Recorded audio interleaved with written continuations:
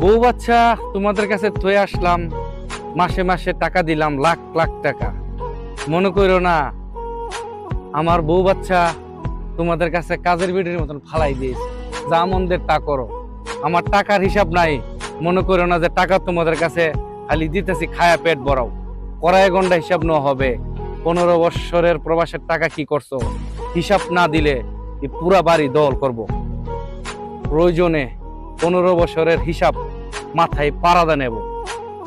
যৌবন বিক্রি করা, বয়স বিক্রি করা, মাথার গাম পায়ে ফেলানো টাকা এমনি এমনি ছাড় দেওয়া হবে না। আজকে বিদেশ আসি, মনে করো না যে পৃথিবীর অন্য গ্রহ চলে গেছি, পৃথিবী ছেড়ে মঙ্গল গ্রহ থাকি, এটা মনে করো না।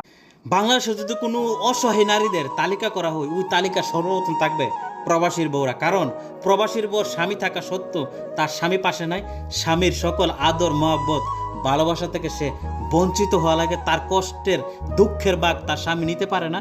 তার মনের কষ্টের কথা, ভালোবাসার কথা মন খুইলা তার স্বামীর সাথে সে বলতে পারে না।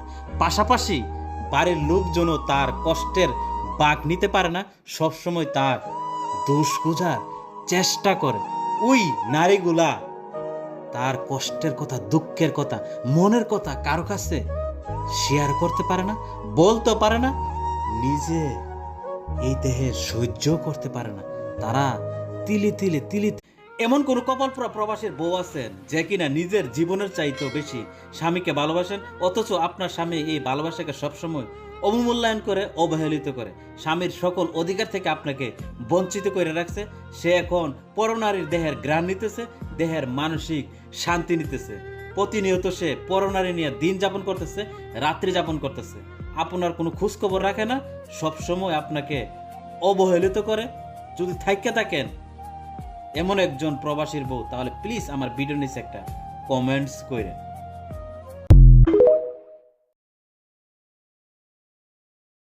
2 ভাই 3 ভাই 4 ভাই মিল্লা বিল্ডিং বানানোর সিদ্ধান্ত নিছেন।